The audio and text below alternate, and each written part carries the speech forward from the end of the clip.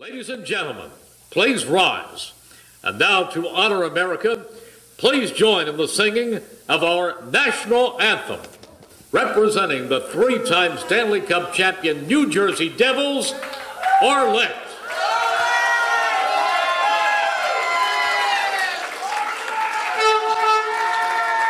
I feel like I'm at a game. Oh my gosh.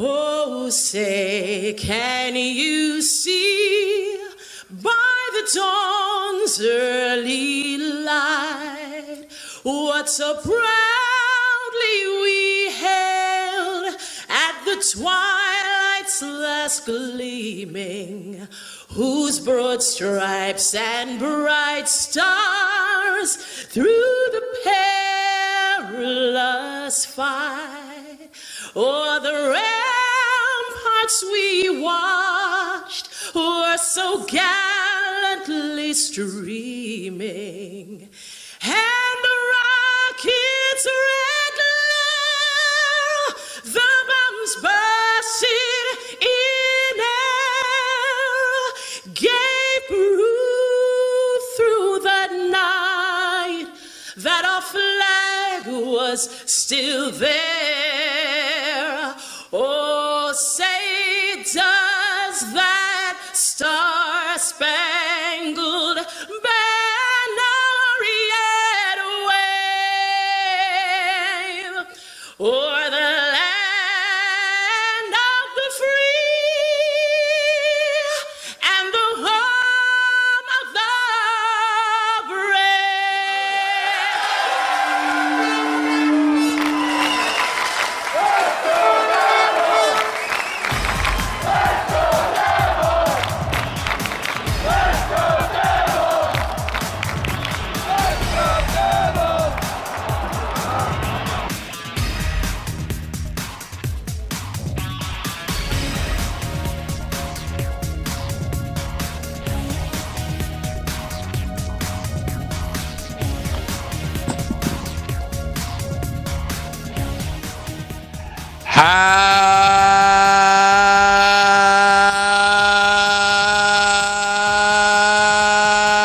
Happy Devils, Glenn, Chico, Resch, Sunday!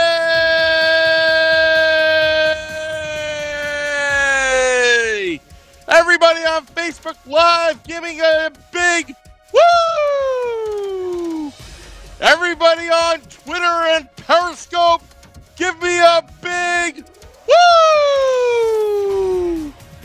YouTube Live and that little thing called Twitch, give me a big woo! Shorts guy, mic check, give me a big woo! Woo! Well, what was that? Do it again. Woo! There you go. And Beer Baron. You know what? I've had a cold. I'm surprised I even got that one off. Man, I got a cold too. What the hell's going on? Yeah. No, it's probably because of our professions. Time out. Dig your hat, by the way. Dig in that hat. Thank you. Guys. What? We need a mic check on Beer Baron. I didn't hear him. Give me a big woo! I'll give you my children are sleeping in the other room. Woo! Oh! That sounds like a victory. Woo! Sam, when you quiet. Emphatic woo. Well, this is the Let's Go Devils podcast, season 2, episode 24. Chico. That's the title of the podcast. Chico.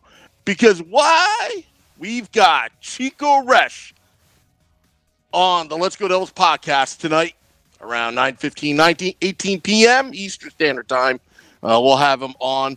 Also, guys, we made the big announcement, the huge announcement that we're doing a couple of live events. We leaked out one. That's correct. If you look on Facebook Live, YouTube Live, or Twitter Periscope, to the right side, it says, Hang Out with Grant Marshall, March 2nd, 5 p.m. Eastern, at Mother's Ale House, which, by the way, is an official Devils viewing party destination recognized by the New Jersey Devils, by the way. in beautiful Wayne, New Jersey. We will be there doing a live podcast, probably starting around 6 p.m. Eastern. And then after we're done with the live pregame podcast, we're going to hang out with Grant Marshall and watch the Devils take on the Boston Bruins, the Bad News Bears. The Bruins. Yeah, the Bruins. And also we are looking, we're putting things together. We have some other people confirmed, notable Devils people in the arena have confirmed that they will be there March 2nd. We also, because of the demand, we added a March 9th Devils Rangers viewing party afterwards. Oh, that'll be a good one. Yeah. But we're trying to focus. Possible It's brawls hard in to the do. parking lot. Yes, I know. You could. We're trying to focus on one right now, but we want to leak that out March 9th. Same place.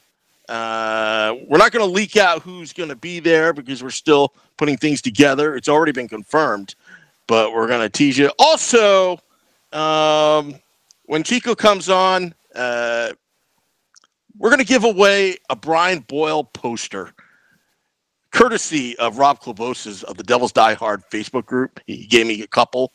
I don't know how we're going to pick a winner, but I like giving away stuff on the Let's Go Devils podcast. Yep, we'll definitely figure out. But yeah, so big victory for the New Jersey Devils today. I'm not so sure if I want victories at this point, but you know what? Heck, I'll take one when I can get one. I mean, we can't make it that obvious that the team is tanking.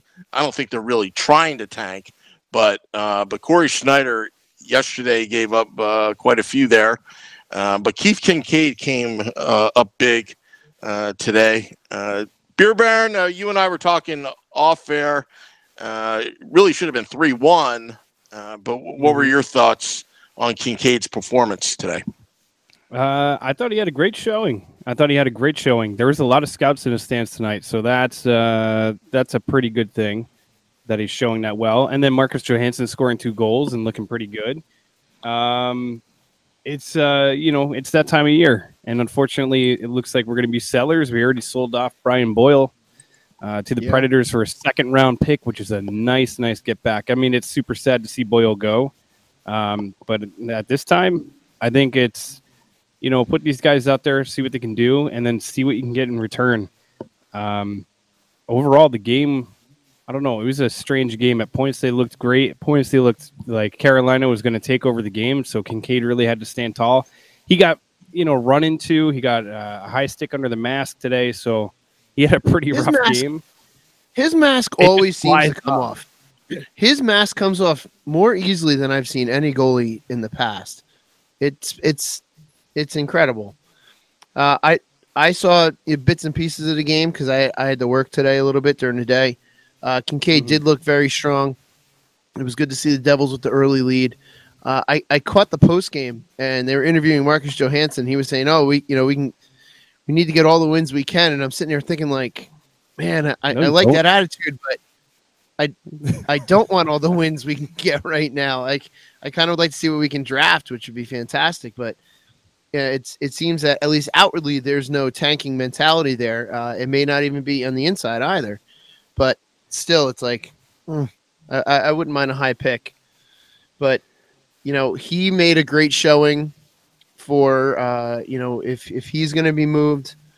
I hated to see Boyle go, but at the same time, I was happy to see Boyle go, and the reason for that is that Boyle, who is getting towards the, I'm not saying he's at the end of his career, but he's on the he's getting towards the end of it. He has a chance with a solid contender for a Stanley Cup. And that's what I like to see, that he has gone. I hate to see him go. I know it was great that we got a 2nd-round draft pick, but the guy's got a chance to win a Stanley Cup. I don't have an issue with that because I love the guy. It's so hard to dislike Brian Boyle, and I think all of our fellow Devil fans can support Brian Boyle winning a Stanley Cup with Nashville if it were to happen. Oh, 100%. I totally agree. And, I think one of the things that it made it kind of, this parting of sweet sorrow, his words about the Devils fans, about the organization, is everything that you want to hear from somebody that is on your team, and then watching him go and just saying how this team and his fan base, their support, it gave him strength through one of the hardest points of his life, and it changed him as a person, as a player. Hopefully, hey, you never know. Maybe he comes back in July when free agency hits, because he is a free agent at the end of this year. And I would welcome him back with open arms. Like another 2-year deal, or even like a 1-year deal or whatever.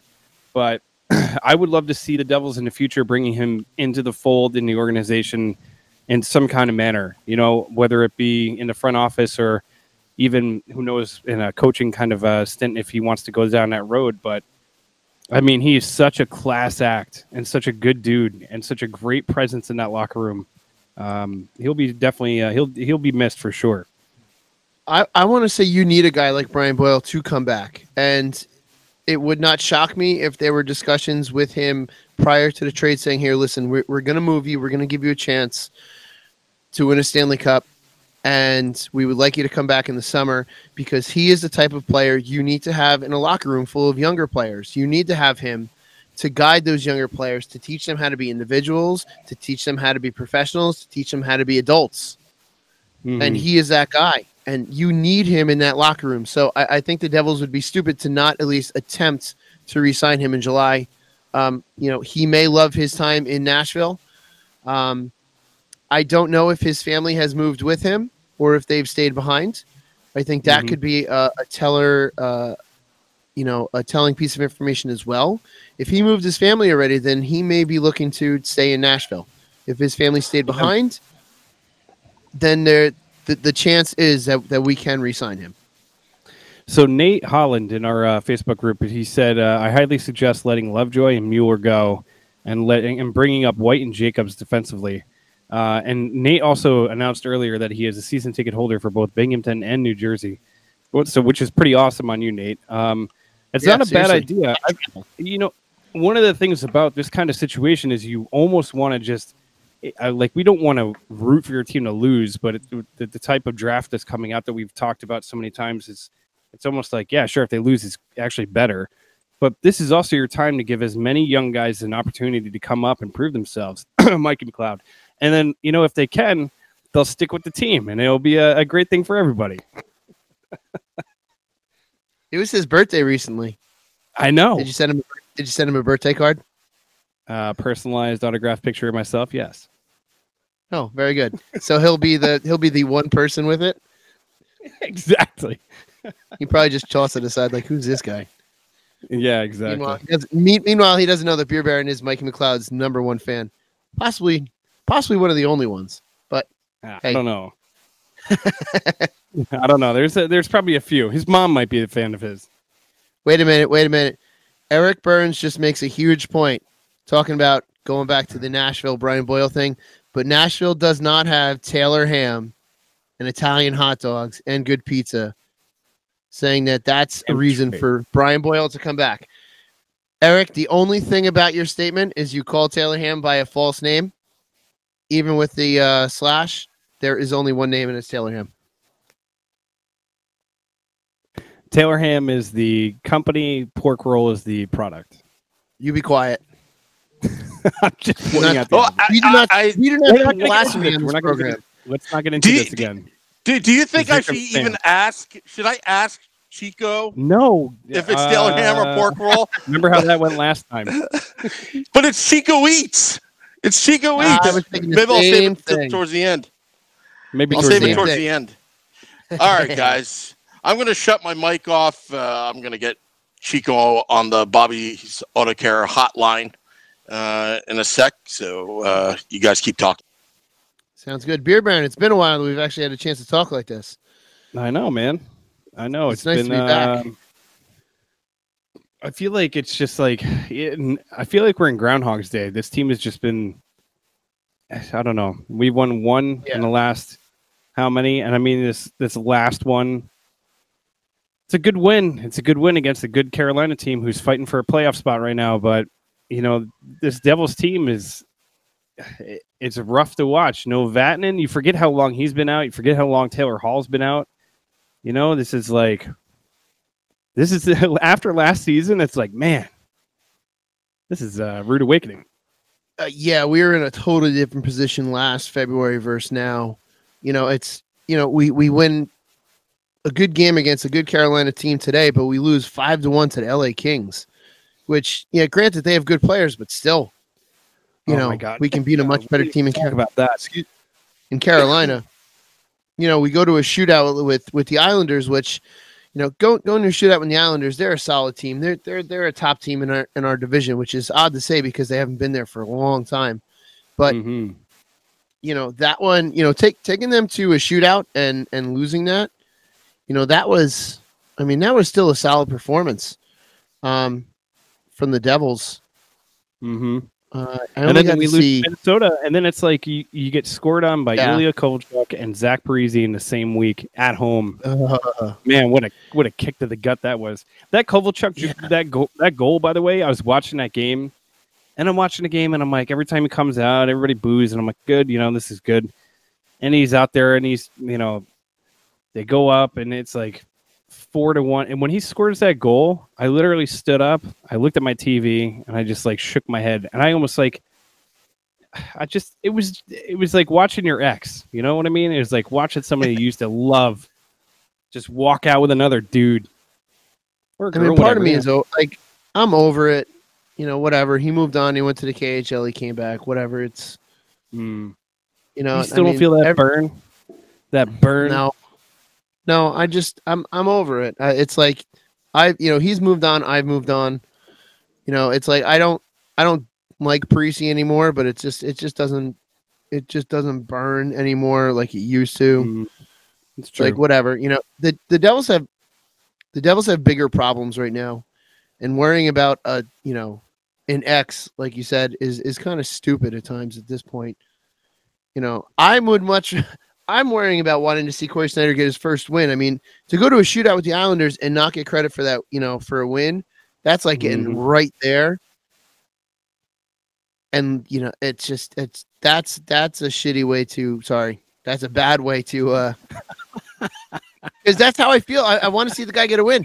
That's just such a terrible way to lose. We're allowed one. Yeah, I know. There's my one. Oops, my apologies to everyone listening. It was just. I just hated to see him get that loss because at that point it becomes an individual effort instead of a team effort. And he was right there on the doorstep of a win. And to, let in a goal in the first period and then basically pitch a shutout the rest of the game, including overtime. And then to lose in that shootout like that, that's not on Corey. That's on the rest of the team who also couldn't score in the shootout too. So he's so close. And I can relate with him mentally about having that. Just that albatross of not having a win and wanting to win and just being right there. Mm-hmm. It's the worst. I think that's a segue to our next guest. Who right, else? Sam, look at that. Who also played the goalie position for the Devils, the Islanders, the Flyers, Colorado Rockies, guys. I don't know if you guys knew that. I did know. Of course we do. From the New Jersey Devils, he's a New Jersey Devils color analyst for the Devils Hockey Network. We have Glenn Chico Resch. Chico, how are you doing? Hello, gentlemen. I'm doing good. I listened to you going on there, I'm probably the only guy I feel for Corey, but I'm probably the only guy that isn't too brokenhearted about his record for the most losses because he beat me. I had the record before for the most games without a win. So Corey broke my record, but no, you're right. I mean, it's really frustrating. He's not sitting around in his house thinking, oh, no, I haven't won. He would like to get the victory, right? And, of course, he could have, but I don't know. He's back. At least he's back, and then he should get a win here soon, but it sure is tough for him because even when he plays great, he can't seem to get that W. Chico, this is Scott. First of all, I just want to say thank you so much. This is an incredible honor to have you on our show and just tell you how much of a fan I am of yours. Looking at the Devils' situation right now, we have Keith Kincaid and you have Corey Schneider, and just unfortunately the year that they're having or both having is not what they were hoping for. And then we got a glimpse of Mackenzie Blackwood. Do you see any kind of major changes? For example, Kincaid being traded within the next couple of weeks and bringing up Blackwood, or is there going to be any kind of shift in? Oh, if they could, but guys, you got to always remember the other general manager who's making the trade for a player. He doesn't want to get fired. He wants his owner to think he's making good trades, right? So we always, when we're following a team, we always think, well, why don't we trade that guy and get that guy who's really good? Well, the problem is that other general manager doesn't want to, get fired. And I will say this, a lot of eyebrows were raised when Brian Boyle commanded a second-round draft pick.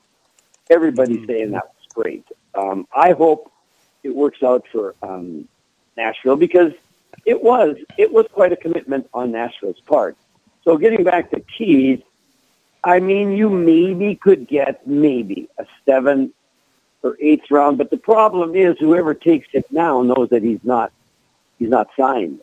So they're going to say, why would I give up anything now? Why not just wait, till the end of the season and maybe a free agent and we can go after him then. So he's playing not just for himself. I mean, he wants to win for the team, but basically, it's pretty safe to say that Mackenzie Blackwood will be up next year. And I think Corey Schneider will recover even more and more as the season goes on, get his confidence back to where it needs to be. And next year, I think it would be Mackenzie and Corey starting out as the two goalies, mainly because Corey already has a contract that calls for another 2 years. So, Keith's been terrific. We're all hoping for him. I was just so pleased today that he won, and he not only won, but he was a difference. He played great because I really think he can play in the NHL. He showed it last year. I don't know if he's like the go-to guy, number one, but he could play on most teams, certainly as a backup, and that's not bad, being one of the top 62 goalies in the world. That's still pretty nice accomplishment. So it'll play itself out, and the Devils won't be in this bind next year. Chico, this is Jonathan. Thanks for coming on. Hi, Jonathan. So when you were with the Rockies and you guys moved to New Jersey, what were your thoughts on that move coming up? Had you ever been to New Jersey for any length of time previous? Did you know where New Jersey was? How was that transition for you? Well, I remember I played for the Islanders for 8-9 years, and so true, the only thing I knew, we would travel by bus from Long Island to Philly, and I remember when we first saw that big monstrosity, the old Brendan Byrne Arena, it was called at that time. That big building sitting out there in the middle of nowhere. You guys weren't even born, but I mean, it just stuck out, and we all wondered, well, what they're going to do with that. Because I haven't even been traded to the Rockies yet. And so it just was there, but little did I know that when I went to the Rockies, I was there from the trading deadline to the end of the season. Then we had one full season. But the problem was in Colorado, we didn't really have a committed owner, to keep the team there. He wasn't really into hockey. He's like a few owners, I won't mention names, but there's been a few recently that really buy the team for the investment part, and they're looking to cash in financially and maybe build it up and trade, and then move it or sell it. So we knew that Mr. Gilbert, nice guy, but he was from Buffalo. He was in the media business. We knew that he wasn't committed to stay there.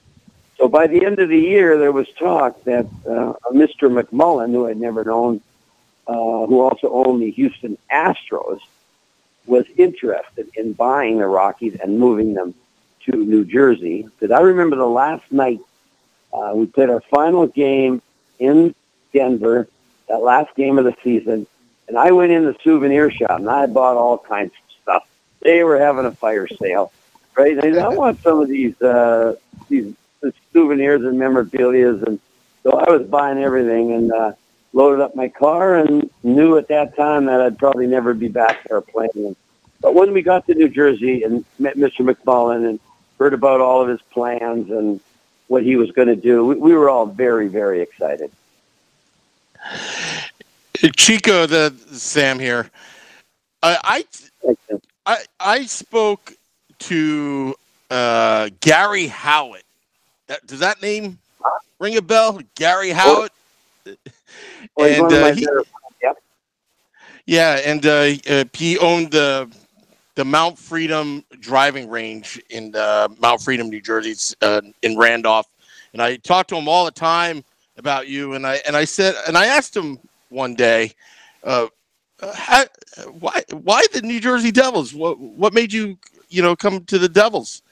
And he said that it was you that recruited him from the Hartford Whalers, and he was on the '82 team, the inaugural team, and he told me that he was the first number 88 in the NHL. There's a dispute that Lindros was actually Gary, but so did you start recruiting former teammates to come to New Jersey at the time, or no? No.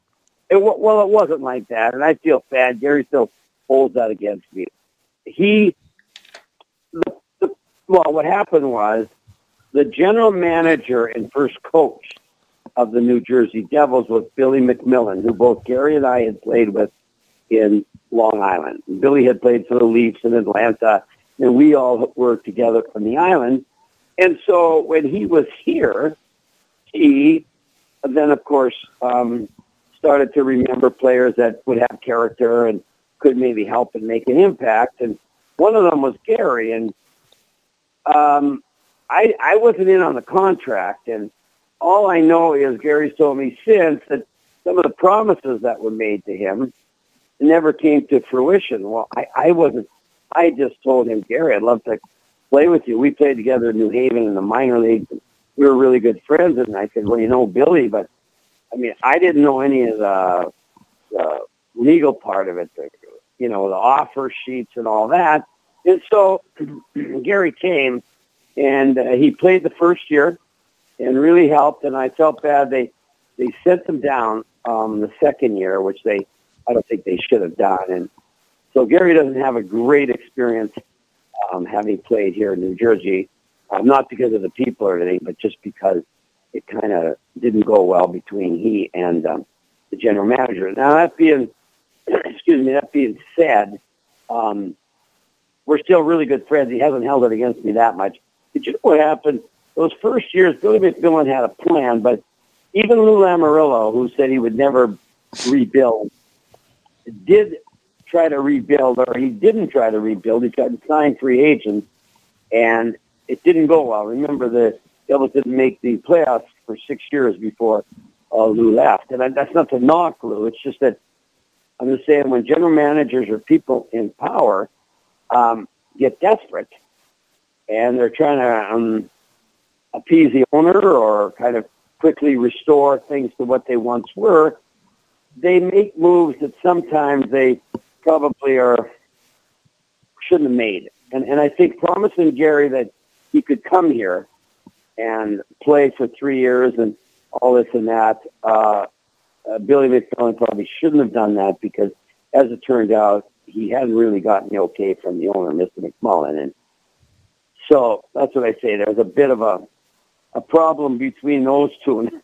it's funny you would bring it up because I said, Gary, I didn't make you come. I didn't know the contract. I just said New Jersey's a terrific place to play. And that's really the only recruiting I did.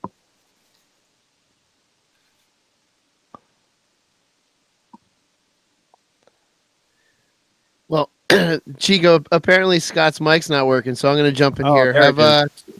There you go. There you go. Chico, have you strapped on the pads at all recently or no? Oh, every summer I do hockey schools and I do about 4 or 5 weeks. So, yeah, I can still do a butterfly.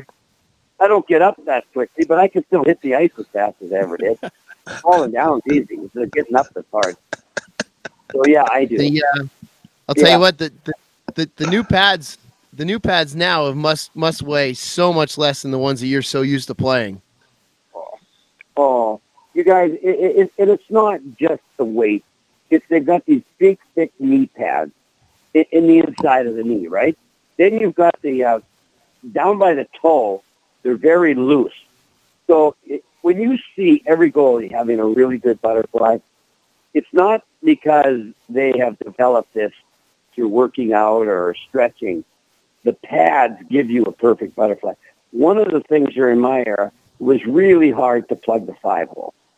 It was just really hard to get your pad down the way they do now.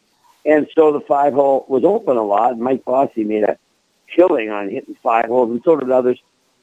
So I was always, every summer, just every practice, I thought, how am I going to do a better job of getting my knees down and not giving up 5-hole goals? Well, if I had these pads they have now, I too would have had a perfect butterfly. But that came about early 90s.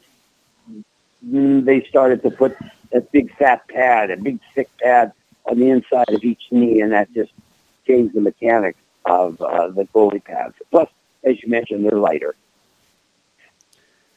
So, Chico, sorry I had my mic off. I have to ask you a question.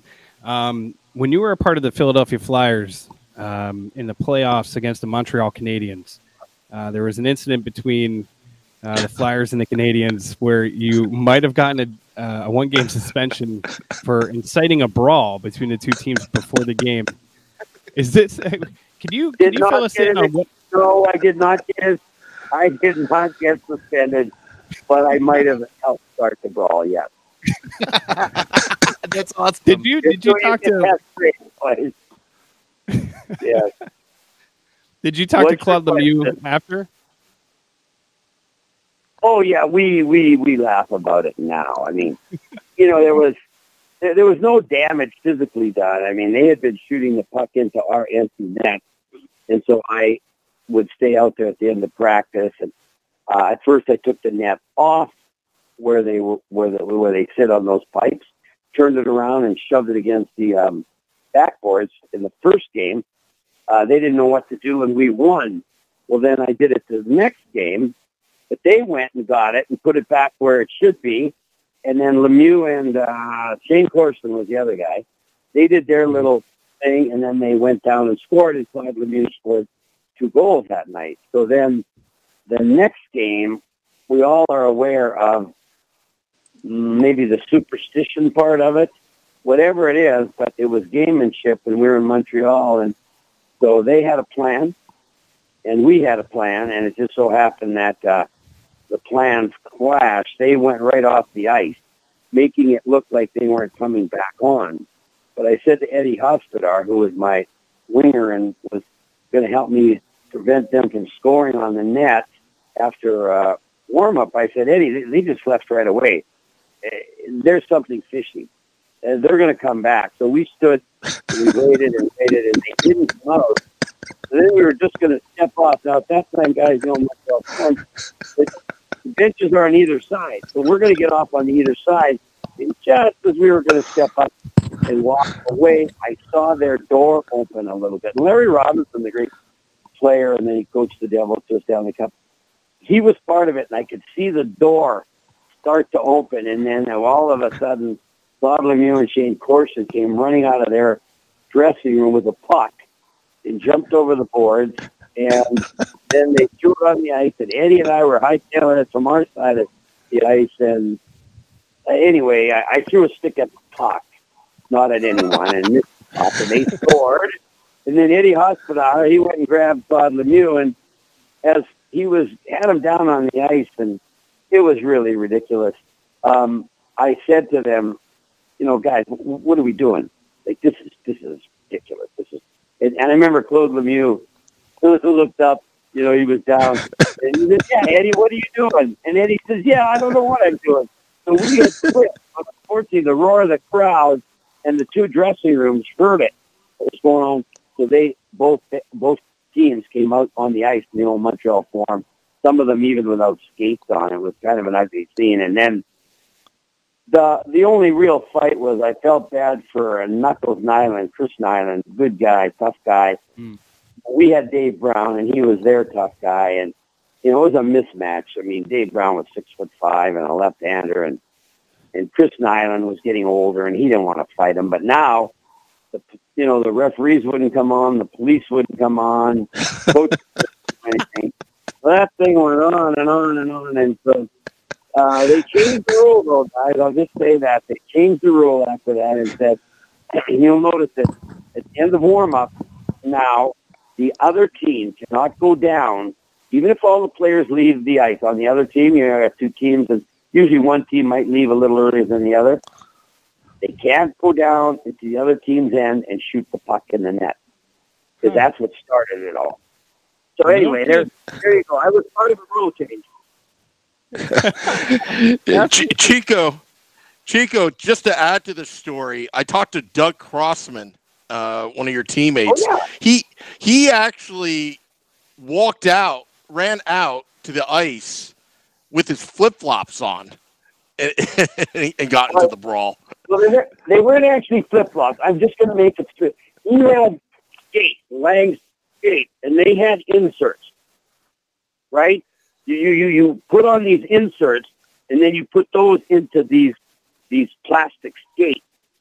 So he had you're right, he had no skates. He just had his inserts from the skate. And I still see him. He's afraid people are going to step on his toes. So he's pulling his toes back and trying to grab someone. And, I mean, it was not a good sight and a good scene. But here's the thing, guys. That was the end of old-time hockey. That game, you can mark it down. That was the end of old-time hockey. And for the most part, I'm happy it's gone. But I got to tell you, some of the crazy incidences that happened, and no one really got hurt, where people now would look at it and say, whoa, that's stupid, that's nasty, that's crazy. But, we didn't know anything, and fans were involved, like, remember Mike Milbury went into the garden over the glass and pounded a fan with a shoe, and, so it was just a different way of looking at things. So, Chico, anyway, that was... no, go ahead, finish. No, that was it. So, that was it. I got to say, I missed one of my favorite segments that the Devils ever had, and that was Chico Eats. Any chance of that coming back? Well, I would like it to, but, not being on TV, I don't know what the plans are with the venue, where they could show it. I talked about maybe just showing it on the big board in between periods or something, but they have so much advertising and other things they're trying to get on the air that they just don't seem to have time for it. But I got to tell you, it was fun. I think it was 3 or 4 years at Rad. And I don't know, every night, guys, I would go, and I didn't know what I was going to do. I didn't know where we were going that night, and our producer, Roland Dratch, and our tape man, Larry James, would say, okay, you're going up here tonight to this restaurant. And then on the way up there, I'd have to think of something creative or funny because, you can't just go and eat. You got to have sort of some sort of gig going on with it. But it seemed like every night something would come and something funny would happen, and then we would pull it off. And they had T-shirts, and yeah, it was very popular. I'm glad you guys did remember that, because that was one thing that I had a lot of fun doing.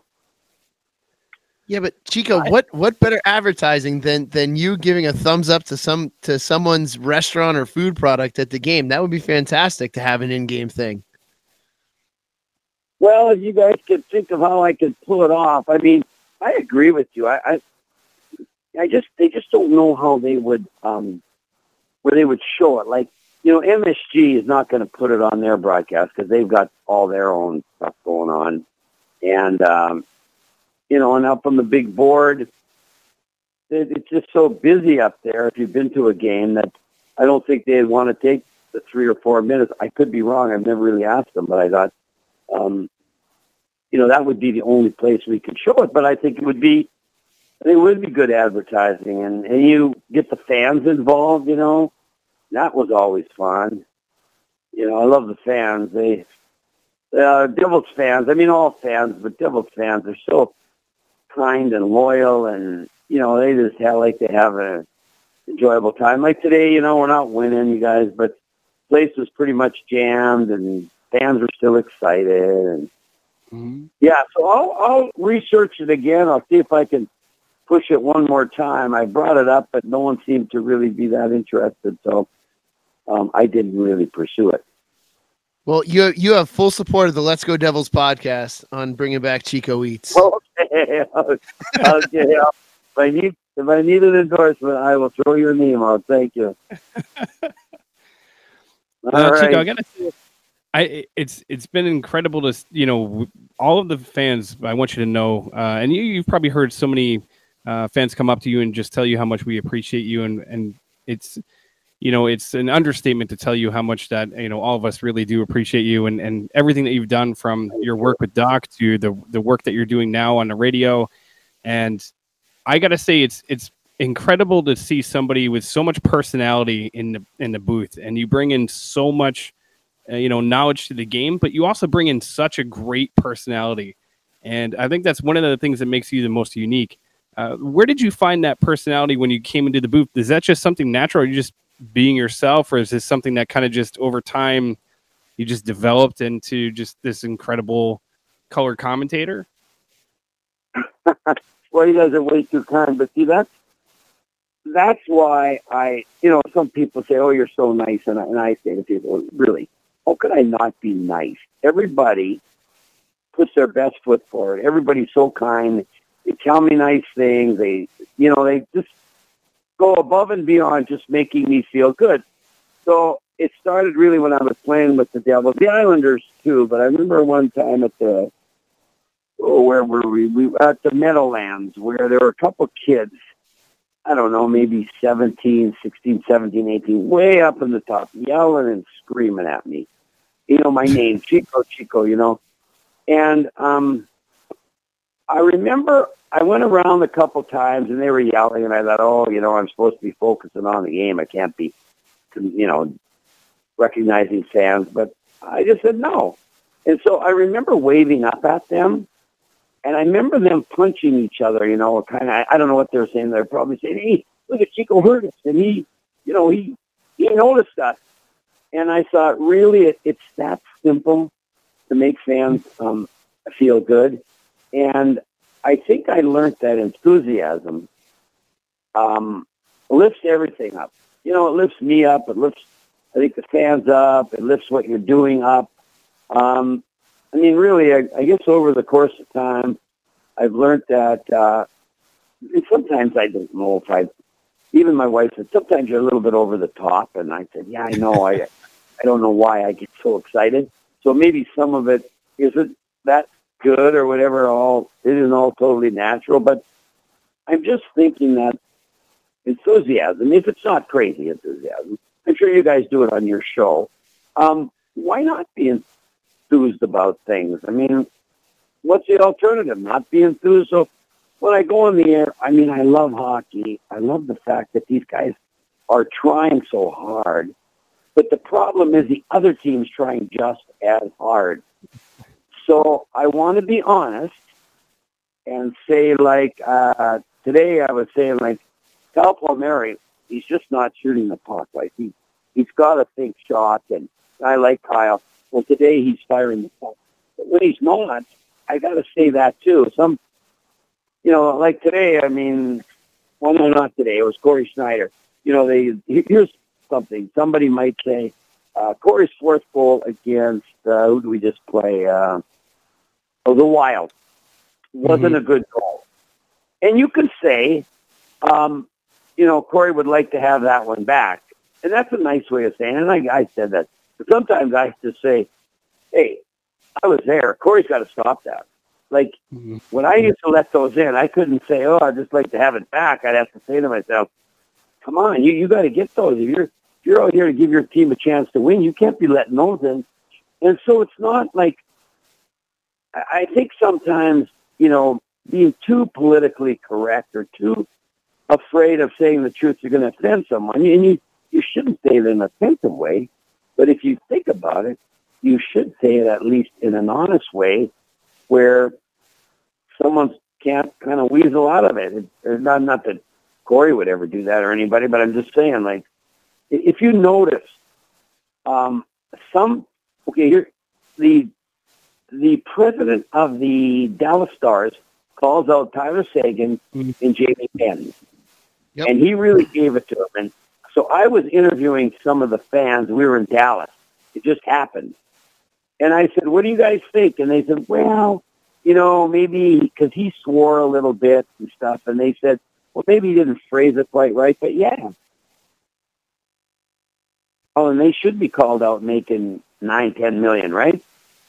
And then just a couple of games ago, Bruce Boudreau, they've been playing great, by the way, and now Dallas is winning. And then the other day before they played against us, they said, the coach said, hey, listen, I'm telling Granlund to shoot the puck. We coach these players. We set it up. We tell them what to do. But if I'm not on his back, I can't ride Granlund's back during the game and whisper, shoot that puck. And so there's this public change a little bit that management are being more direct with players. And I kind of like it because, it's a tough sport. Excuse me. Players are getting paid a lot. And I know for myself, I try to get fired up, but if there was a little something else, something coming from the outside, whatever it is, that made me a little more aware, that was good. I might not like it, and I might say, oh, shoot, I'll show them up, or I'll prove them wrong, or whatever, but I played better. So, maybe that's part of why people like what I say, because I am not going to, I'm not going to be a homer, and I'm not going to be too critical, but as Doc and I would talk about, I said, Doc, we just have to tell the truth in some situations. And he said, oh, yeah. So anyway, that's my thought on what I try to do as I bring the game to the fans. Well, I think it's you nailed it, too, when you said that you're so approachable. And I think that's one of the things that we absolutely love. And in that moment that you just described about turning up and looking at the fans, like as a fan, we can't tell you how much we appreciate even that little sliver of a moment. Well, thanks, guys. I mean, I hope you guys do it on this show without, I don't like the guys that really get real critical. Like, that's easy to do. I always try to say it in a constructive way. Mm-hmm. Because, these guys are trying. But, like, when people ask me, okay, well, what about the Devils this year? I could say, honestly, they're well coached. They're really conscientious, good guys, good character guys. They try their hardest. But one of my keys to today's game was the Devils got to score 3 goals to win. Because if you don't score, I don't care how hard you work, all the other stuff, you don't win. They got a big scoreboard hanging over center ice, and it starts out 0-0. And if you're on the Devils, somebody's got to change those zeros. They got to change those numbers. You're right, and so you could talk about all the intangibles, but like the Devils this year, we just don't have enough finishers. We got a lot of good stuff going on, but we just need a little more top-end scoring, which, we hope to do through the draft, maybe a free agent signing. And I got to tell you, boys, I gave up like 1,800 goals. I know guys who can score and guys who can't. I mean, everybody can a little bit. And, you just got to get those natural goal scorers, because even when they're off, they're not all fired up and playing well. You give them a chance, bang, it's in the net. And like I say, I'd sooner have the guy who floats a little bit but can fire pucks in the net than someone who just works hard and does all those things but can't score. I mean, you need both, but you won't win unless you have some guys that can just naturally score goals. So, and Ratio knows that, and we're looking for it like every other team. And I suspect this time next year, you're going to see a different team out there. Mm-hmm. Yeah, and I don't honestly think we're too far away from being that great team. Just a couple more pieces. We've got a core of youth, and we're improving on defense, and I think once Corey is back in the saddle, he'll be fantastic. Blackwood looks great, or if it's not Blackwood, I agree with you. Kincaid can be, even if Kincaid returns as our backup, we're just a few pieces away. It's frustrating when you go on social media and everyone's given, lots of critiquing about, Corey Snyder, for example.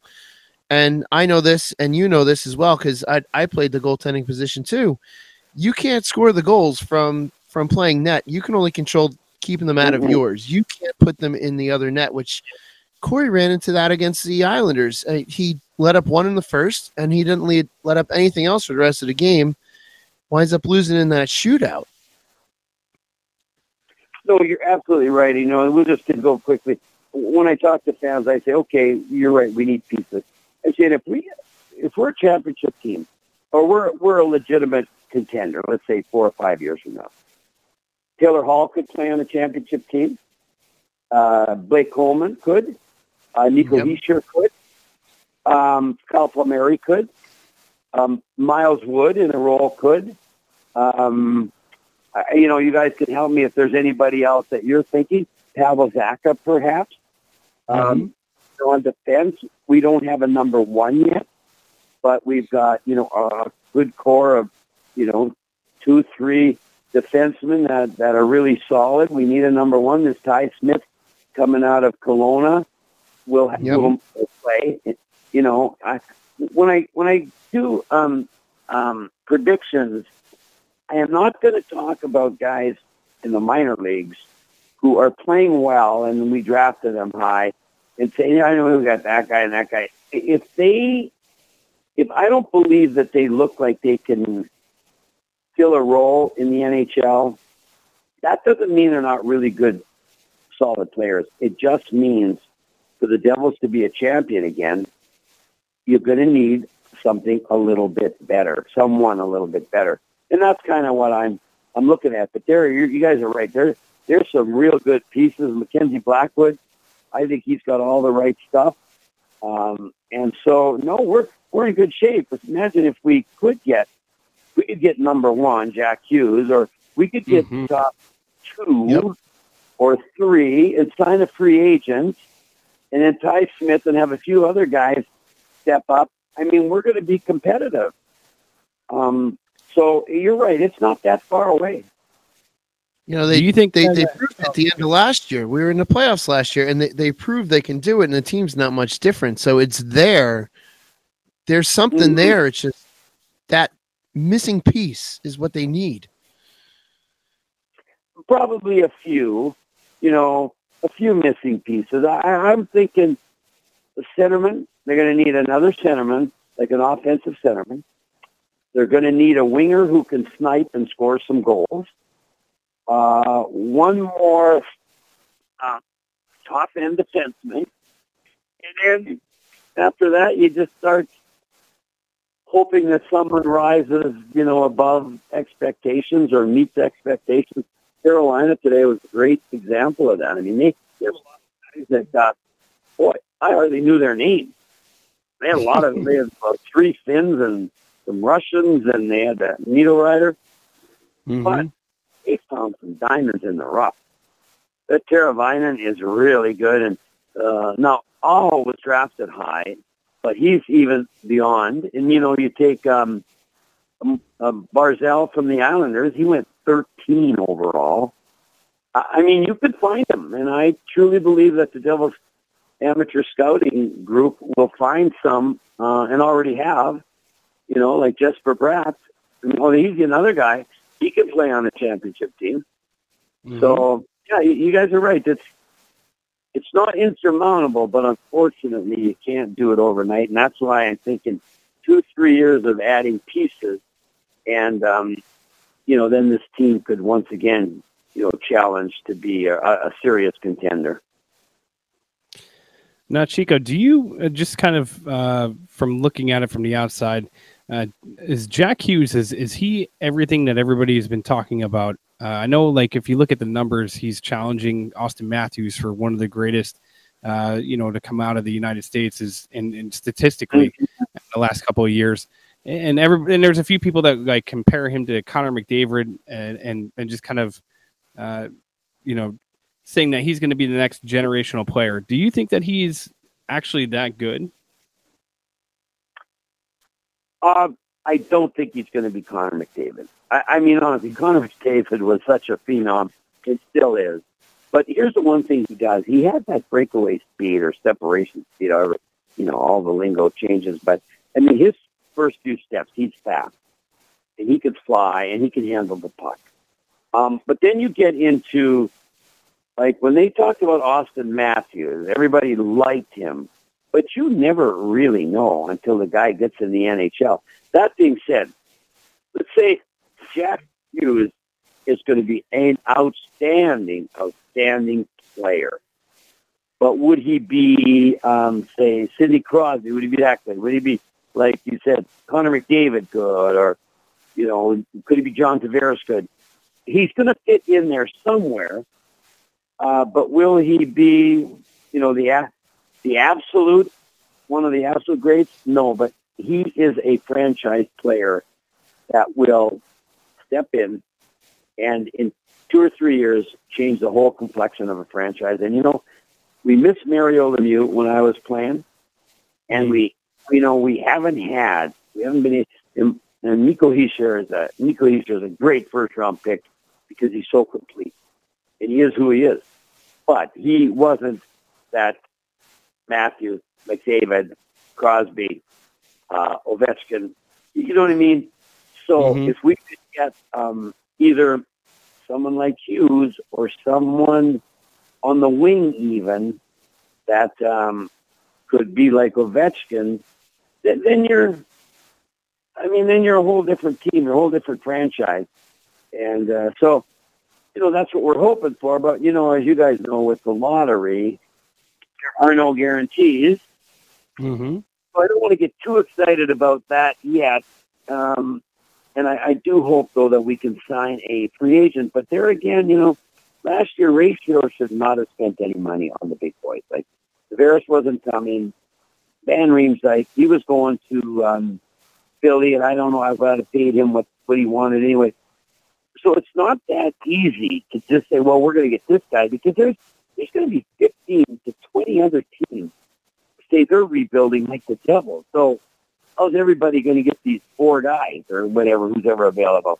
So it's very difficult, but at least I know that the Devils will be in the mix at going after some of those top-end players, and just hopefully that they'll choose us over some other team. So one of the last questions, and this is kind of unrelated to anything else, but have you seen any of the new trailers for the new goalie movie about Terry Sawchuk? No. Oh, you gotta look it up. It's supposedly coming out March 1st in Toronto and one other place. But if you look it up, it looks like a heck of a movie. It's a movie about Terry Sawchuk. Now let me ask you: is it a full-fledged movie? You know what I mean? Is it going to be like a big screen movie? I think so. It will be in Canadian theaters on January 25th, 2019. So I'm just looking up a couple of reviews, but watching the review or watching the preview, it looks pretty incredible. But I would love to get, if you do get a chance to watch it, we'll have to get your opinion about it, because being a former goalie yourself and having the point of view, and it'd be kind of cool to see if they came close to getting it right. Well, here's the thing.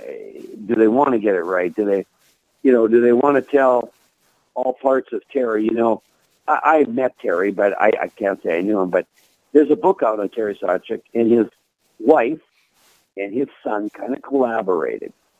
Mm-hmm. And Terry Sawchuk was a very troubled individual. But on top of that, guys, and I'm just saying, like, I got to tell you, I'm not a big fan of people getting drunk. I'm just going to go right out and say it. Have I done it? Yes. But once you start where the bottle becomes a crutch and a whatever it is, and Terry got into the bottle really bad, and when he was not a good drunk.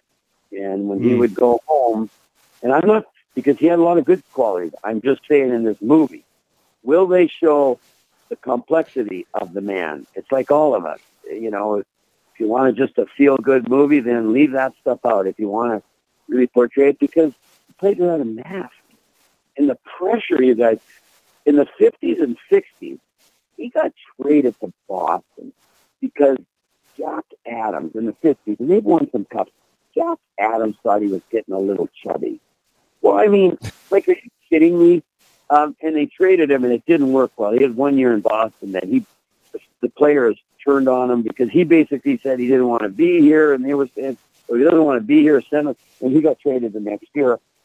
And then he played later, and then there was a tragedy on how he died. He's a New York Ranger, where they had a big disagreement, him and another Ranger, and they were in a bar drinking. It was the end of the season, and there was a disagreement on their rent and whatever it was, something financial. And so the one player went home, but Terry went back with him or afterwards and started the fight again, and they started wrestling, and they were in Long Beach, I think, at the time, and Terry fell on the edge of a wrought iron table, ruptured his spleen, and as I don't know if you know the story, then he was put into a New York hospital, and he died like a couple weeks later. So it was a tragic ending, and it was just tragic all the way around, because I know Glenn Hall, who played Matt, and he played with Terry and Johnny Bauer, and they all liked Terry. The problem was he just had some demons, and then he allowed the alcohol to control his life. And I think the other thing is, guys, when you were as big as Sawchuck was and you have no mask, you got the pressure of getting hit in the face, and then you got the pressure of trying to keep that position. And what I was going to say, in the old days, guys, it's not like now. You can't trade a player. You can't just go and, cut them, send them down the minor leagues. I mean, if they got a one-way, they got a 5-6 year guarantee contract, you're not just going to get rid of that. But back in the day, they could, because I played there, and so there was tremendous pressure, and they kept you on edge. That, like I said, they traded them, and then they threatened to send you down.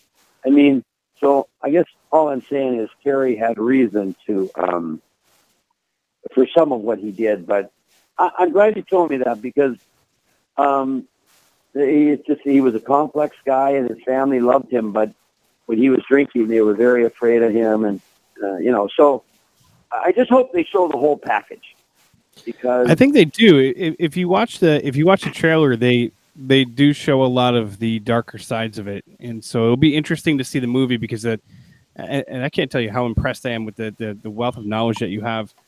But yeah, I think they show all sides of it, so it'll be very interesting to see. Well, guys, I mean, it is what it is. Like, this is what I'm trying to say. We can't live in La La Land. The thing I love about sports is it's pretty much everything that's left. That the game starts. At the end of the game, if you were successful, right? If you won or lost. And you could say, yeah, you beat us, but they were lucky. Yeah, but they still beat you. Well, we'll get them next time. Well, maybe you will, maybe you won't.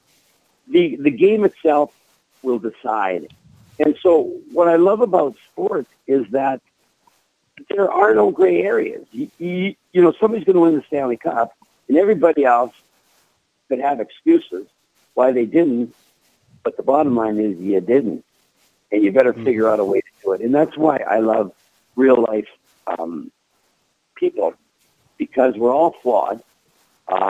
We all got things we're dealing with, and to learn about victories and failures in other people's lives doesn't make you feel, at least doesn't make me feel one way or the other. I'm just saying, that's something I can learn from. That's something that can help someone. You know what I mean? It's not. So anyway, that I'm just philosophizing here, but I get a little tired of all the political correctness where, my goodness, you can't hardly say anything with somebody calling you a name. And but I would then, let's get together, or you can text me or whatever. Once that comes out, if they do it right, my goodness, that could be a great, great story. Oh, I would love that. Indeed. Chico, before we let you go, Facebook Live, you talk about chatter and expressing your own opinion. It is unanimous. All the Devils fans want Chico's eats back. And also, Durango Steve says he'll pay your tab 5 times over. He will definitely pay. And, Yeah, that's what I like, because otherwise we're just kidding ourselves. And, like when people say, oh, we're going to play better next game, or the Devils, I say, well, maybe they will, but maybe they won't. So let's just leave that up in the air and see what happens. And, so here's the one, and here's my really last thing. I learned somewhere along the line when I was younger, facing reality was tough, especially if you're not playing well or if you're not confident. Like I wasn't very confident. I was a kid, and you try to kid yourself and then whatever. But now I find somewhere along my journey, I don't know where, I said, the truth will set me free. Because if I know the truth, right, then there's nothing to fear. I know someone said, you're playing really crappy. Okay. So then that's what I know to be true. What's the game plan to overcome it? Then you work on overcoming it. But go to them and tell you that. If you can't get through to a guy and say, look, you're not getting it done defensively. Well, what are you talking about? That wasn't my fault. Well, I'm telling you, you're not getting it done, and don't be afraid of the truth. Let's just figure out how you can overcome your deficiencies, and then you're just free to, bring on whatever it is. Anyway, that's my philosophy in life, and I just got to finish by sharing that. But thanks, guys, for being so nice and kind and supportive and encouraging. I appreciate it. Chico, one last thing for me, and I think John can say the same. The fact that you have your degree in education means a lot to us as well, considering that we're both educators. But I absolutely love that. Well, there's a bigger picture always going on in my mind, I mean, I love hockey, but it is a fantasy. It's just an escape for us, guys, let's be honest. It's not reality, any sport, but it's a good escape. And that's why I like it. I like to, when I go to the game for 2.5 hours or however long it's going to be, I'm getting lost in that game. Mm-hmm. Because there's lots going on and it's fun. And then when it's over, okay, didn't change the world or anything, but it sure was fun getting lost for a couple hours. So anyway, boys, that's all the insight that I have. Great. Thank you, Chico. And we'll let our publicist, Melissa, know to give you our Let's Go Devils podcast care package. Okay? All right. Thank you very much, Great. boys. I wish you all the best. All right. Good talking Thank to you, guys. Chico. Take care. Thank you, Chico. Thank you. Bye-bye. That is the infamous Chico Resch of the Devils Hockey Network, doing radio right now, or doing the digital thing. Did we? Are we really going out with Chico and eating some Taylor ham? Yeah, that's fantastic. Let's do it. That's fantastic. I literally could have sat there for like a couple hours and just throw something to him and just let him talk. Like, it is so cool that I think it was Eric Burns was saying his wealth of knowledge is incredible, and it's so true. Yeah. Like, just bringing up something so that you're like, it's kind of like a cool question or like a cool idea, and then just to hear the wealth of knowledge, it's so cool. Yeah, no, he has a lot of knowledge, and it's just listening to him just talking the stories and everything. I thought that was great. Awesome. It was phenomenal, guys. It's phenomenal. I wish I wish he wasn't working, at one of our viewing parties, because I'd love to have him come over to Mother's, right? sit at our Yeah, that'd be table, great. Eating the fish tacos or the beans or the salmon bowl. Yeah, drinking a beverage, probably a Bud or a Bud Light, hint, hint, hint, hint. Or if you want, I'll buy a round of IPAs. I'll buy 6 of them by accident, like last time. Do it, Yeah, I Sam. wasn't upset about that. Sam. That was one of the greatest mistakes you've ever made. Yeah. Yeah, I bought $57 or something worth of IPAs. And then I remember when JJ, our good friend JJ, is like, "Oh, I'll take one off your hand." He's like, "What is it?" IPA. I don't like this millennial beer. It was pretty funny. That's his problem. Yeah, that's his Don't call it problem. millennial beer, Sam. Do not call it millennial beer. So everybody in the Facebook Live, if we set up Chico Eats, kind of maybe we should have a Chico Eats viewing party. We just watch Chico just eating. I'll join him in the eating part of it, though. Yeah, seriously. Dude, talking about all this food, I'm getting hungry. Every time I look down, I see pork roll or Taylor ham or whatever you want to, either or. I don't care. I want to eat it. I'm so hungry right now. There's no such thing as pork roll, and Nope. and you heard that right, Durango. There's no such thing as pork roll. Yeah, Durango. No such thing. He's saying yes. And Yeah, guys, sorry he's we wrong, couldn't get wrong, everybody's wrong. questions. We tried to but it's hard. Yeah. There was a lot of chatter going on in the group, and would have loved to have gotten everyone's questions, but we couldn't. So, maybe next time we'll be able to get. Maybe we'll have him back on. And we'll just do listener questions or something like that, because his stories were great. His depth of knowledge was fantastic, and Absolutely. I was happy having him on. I was happy I could make it. Oh, I know. Originally, the E-Bub, Scotty, which he took one for the team, he had some technical issues, but decided, once he got his computer back up and running, he said, I can't interrupt the interview right now. You guys are on a roll, Yeah. It's a good man. Hey, He's a good man. by Thank the way, you, Scotty. if you guys get a chance, seriously go and check out the trailer for the movie Goalie. It's sick. About Terry Smochak. Dude, seriously, I'm not joking you. When he was telling all that stuff about it, and he was kind of like, talking about Terry and his life, it seems like they show that in the trailer. So this is one of those movies that I'm really interested to see. And one of the shots, by the way, is him getting blasted in the face by a puck. So I could not imagine. I could not imagine playing without a mask. I mean, I've gotten hit in the face just messing around at practice or whatever. It doesn't feel good. No, I couldn't imagine taking direct. I mean, my cage is dented from shots to the face. So to take one like that, like just with nothing, that blows my mind. It just completely blows my mind. But I just learned about. So for everyone else out there, I just learned about this movie too. So Beer Baron brought it up. It's gonna be it sounds like it's gonna be fantastic. And this is what we should do, boys. I'm more excited for you to see the trailer than anything else right now. I almost want to just end the podcast so you can go watch it. I'm watching it after the show. Yeah, it actually comes out, I think, March 1st. So what we should do is we should all drive to Toronto or Vancouver. Probably Toronto's closer. Go to the Hockey Hall of Fame. Yeah, Toronto's a little closer. Yeah.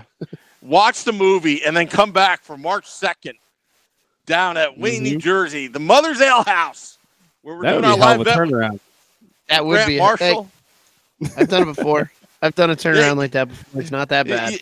You know what we should do? We should find a way to get a copy of this movie, and maybe after the viewing party, we have a bootleg version at Mother's Ale House.